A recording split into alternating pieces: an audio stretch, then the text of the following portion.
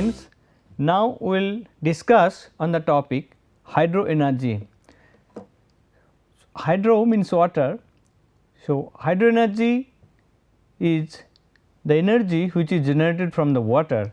So, in case of wind energy, we have discussed that the flow of air has some kinetic energy and that can be converted to electrical energy by using turbine and generator.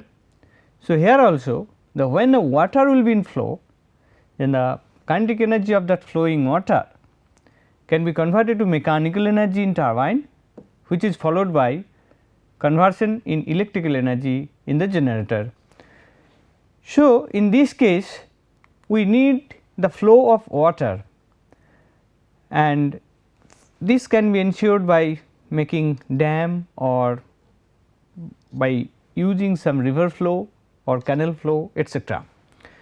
So, now in this class we will discuss on hydrologic cycle as a renewable energy source, then mechanism of hydro energy production, components of hydropower plants and their role, classification of hydropower and hydropower schemes, advantages and disadvantages of hydropower and hydropower in India and world. As we discussed that flow of water is required for hydro energy production and availability of water is also necessary for it, and this is gifted by nature. So, in terms of hydrologic cycle, you see here the water which is evaporated from the ocean, it is converted to cloud and again precipitates. We know it very well that the water cycle, and then when it precipitates on the land or in the water, then from the land the water is flooded and it comes to the river stream. In the mountain it comes to the dam and dam to river stream, and the water gets velocity in this river and in this dam. So, the velocity of the water will be used to rotate a turbine, and in fact, the kinetic energy of this flowing water will be used to rotate a turbine blade, a turbine rotor, and that will be connected to a generator for electricity production. So, you see this figure shows us that for the production of electricity, hydroelectricity, we need the flow of water that can be done by dams, that can be river flow, water flow or tidal barrage or water wave power. So, these different sources which can be used to ensure the velocity of the water or the flow of the water, and that the water flow will come to the water turbine, and then turbine rotor will be there and blades will be attached to this rotor and it will be rotating, and the shaft will get some circular movement here which is coupled with the generator, and then AC power will get, and the water which is coming to the turbine that will lose its velocity and it will go to, or in terms of the kinetic energy, the kinetic energy will be lost here of this water stream and that will go as tail race. This is the mechanism of hydro energy, and now the hydro, what will be the power we can achieve through this hydro turbine, that will depend upon some factors, that what is the flow of it, what is the difference in the head from dam to turbine, or so that we have to determine, and the power determination is can be done by using this formula, that power in watt, that is equal to rho g q h into efficiency of the system, the overall efficiency including turbine, gearbox and generator, and h is here head, water head in meters, q is discharge in meter cube per second, and rho is the density of water in kg per meter cube. Now, if we know as you know the density of water is equal to 100 kg per meter cube, and if we use this 100 kg per meter cube for water, then this watt in terms of kilowatt will be converted to 9.81 which is for G, and Q into H into efficiency, and this 1000 here. So, that will be converted in kilowatt. So, in kilowatt 9.81 into efficiency into Q into H, that is the formula which can be used to determine the power productions in the hydropower plant if we know the head and if we know the flow. Then annual production can be calculated by the formula that power into the time.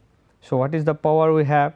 9.81 into efficiency into Q into H, and then we have to, we can multiply it with the time. If it is time, it is in hour, then that will be in kilowatt hour. So, that unit of electricity can be produced from the thermal power plant, and we can calculate in any hydropower plant what will be the energy generated in a year or during any span of time. Now, we will see one problem statement. Say a mountain stream flows over a terrain where micro hydropower plant is possible, where an effective head of 50 meter be built and a flow rate of 0.6 meter cube per second can be maintained. How much power can the hydro plant generate? So, this is the question. So, assume plant efficiency is 83%. So, in this case we have the formula that is equal to P equal to 9.81 into eta efficiency into Q into H. Here H is given, that is equal to 50 meter, Q is given, that is equal to 0.6 meter cube per second, and efficiency is given 0.83. So, we can calculate the value of P in kilowatt hour, that is equal to 9.81 into 0.83 into 0.6 into 50. So, it is coming 244 kilowatt. So, in terms of megawatt, that will be 0.244 megawatt. So, then how much energy will be produced in each year? That will be, say, this power 0.244 megawatt into 24 hours per day into 365 days per year. So, that will be the total 2137 megawatt. Then if we want to know what is the number of population that can be supported by this energy, then that can also be calculated if we know the consumption of energy per capita.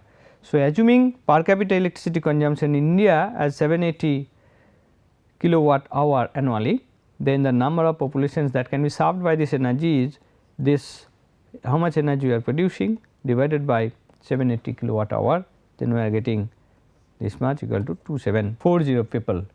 So, this much of people can be served by this hydropower plant.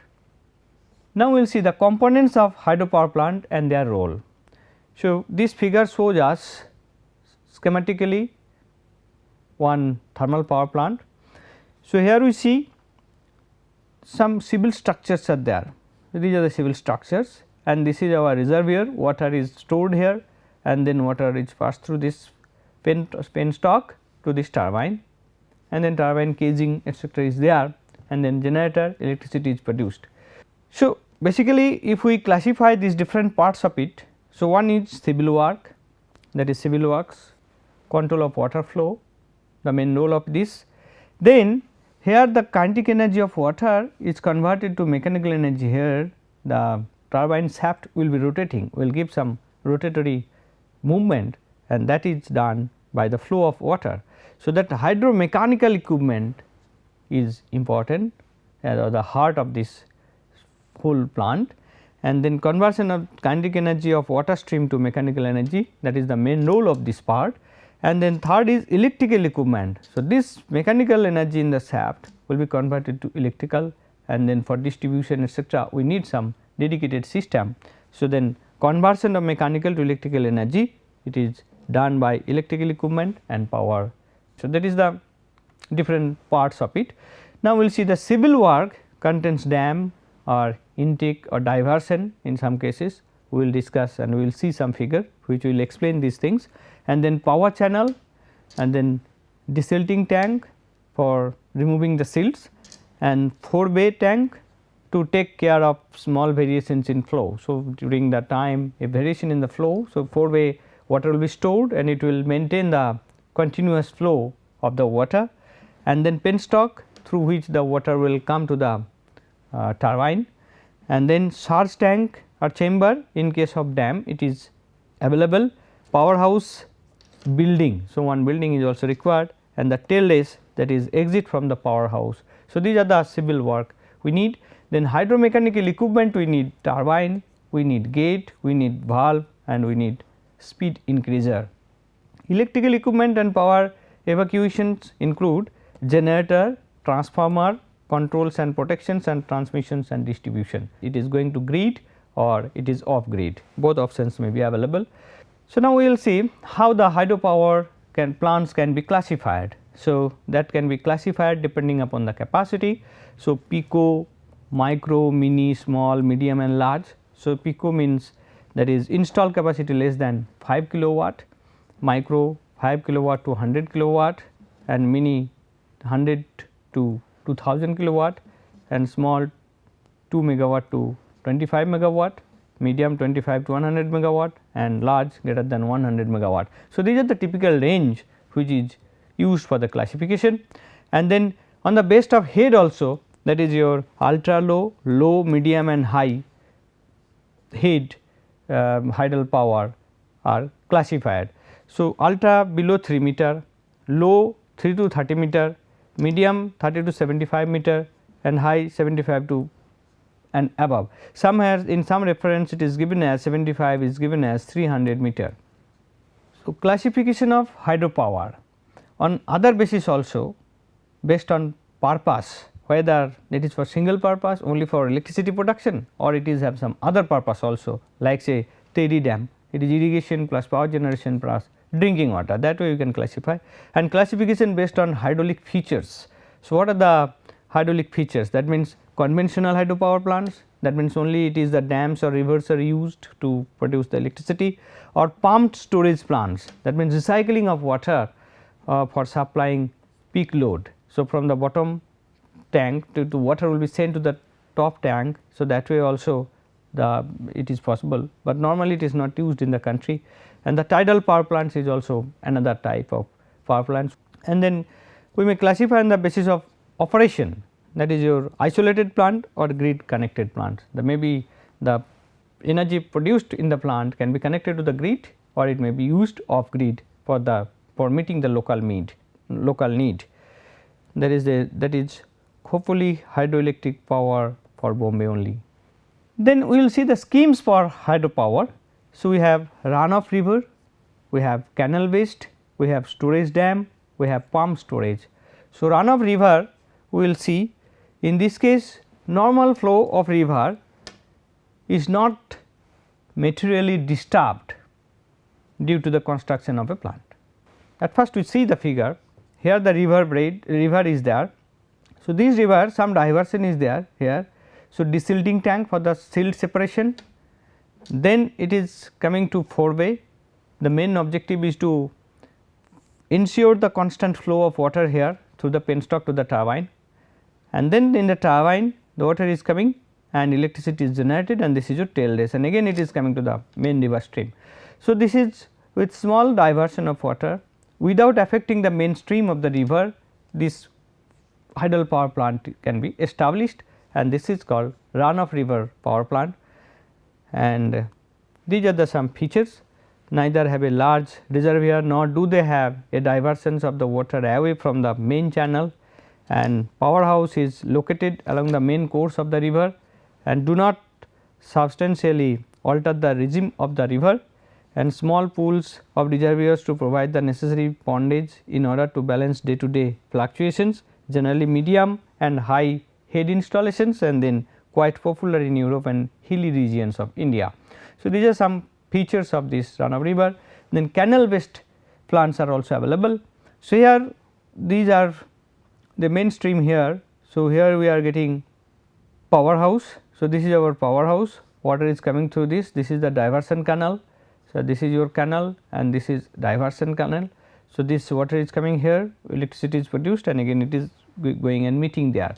This is one example of say canal fall based system, that is Ganga canal 10,500 cubic capacity, and then Pathri powerhouse 3 into 3 6.8 megawatt capacity, and Mohammadpur 3 into 3.1 megawatt. So, 3 units are there for 3.1 megawatt capacity. Then storage dam based hydropower scheme. So, this is also very important one and widely used, like say Tehri dam. So, storage dams, this is our dam here. So, water will come from this, there is a penstock, and this is our powerhouse, and then water is going as a tailless, it is meeting the main stream of the water here. What we do, that dam is a dominant feature of this in case of storage dam based. So, dam is necessary, and powerhouse is at the toe of the dam, and the no diversion of water away from the main river is involved. So, this is the basic features of this type of hydel power plant, like say Bhakra, Hoover and Tehri are of this type. So, here it is coming the penstock and it is turbine, just I have mentioned in this case, this is one. So, this is the photograph of Tehri hydel project, that is generation capacity 1000 megawatt, and then surface of impoundment 52 kilometer square, and water storage 4 meter cube, irrigation potential 2,70,000 hectare, and drinking water 1.2 into 10 to the power 6 meter cube per day. Then pump storage power plant, this power plant, as you have mentioned, that the water will be sent from lower head to upper head at the high elevation to ensure the flow of water when to meet the peak load, and in this case it is indirect way of storing electrical energy, and two reservoirs with a high difference in water levels between the two is very essential, and these two reservoirs may be both the reservoirs on the same river, maybe on two different rivers, or higher reservoir and artificially constructed pool and lower reservoir on a natural river, that can be possible, or the lower reservoir is a natural lake while the higher reservoir is artificial. So, that way different types of option can be produced. Now, we will see the advantage and disadvantage of this power production, hydropower production.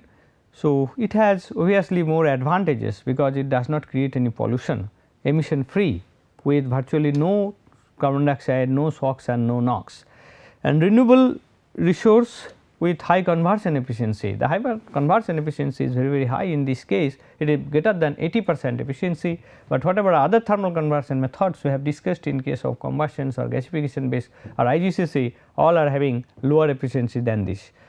And then dispatchable with storage capacity and usable for base load, peaking and pumped storage applications, and scalable from 10 kilowatt to 20,000 megawatt, and low operating and maintenance cost and long lifetimes. These are the advantages of this system of this power plant, but it had some disadvantage also, like frequently involves impoundment of large amounts of water with loss of habitat due to land inundation, and variable output dependable on rainfall and snowfall. So, rainfall and snowfall affects the availability of water and disturbs the continuous flow of it, and impacts on river flows and aquatic ecology, including fish migrations and oxygen depletion, and then social impacts of displacing indigenous people, that is also one major issue, and health impacts in developing countries, high initial capital cost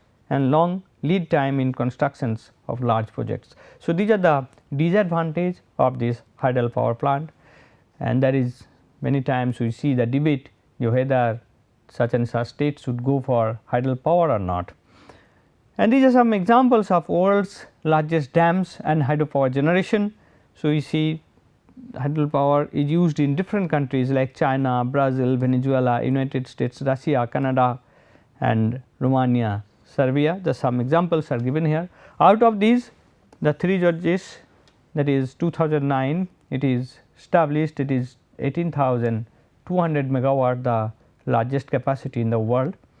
And in India we have many hydel power like say Bhakra, Dehar, Kalindi, Tejuan and Saravati and Koyana, Nagarjuna Sagar and Idukki stage 1 and Srisailam and Salal and Ranjit Sagar and Chamera 1, 2, 3. So, these are different projects and these are the rivers on which these power plants have been installed and these are our installed capacity. So, these are the overall discussion, some informations on the hydel power plant, and we will discuss in the next class on different mechanical equipment and electrical equipments used for the production of electricity. Thank you very much for your patience.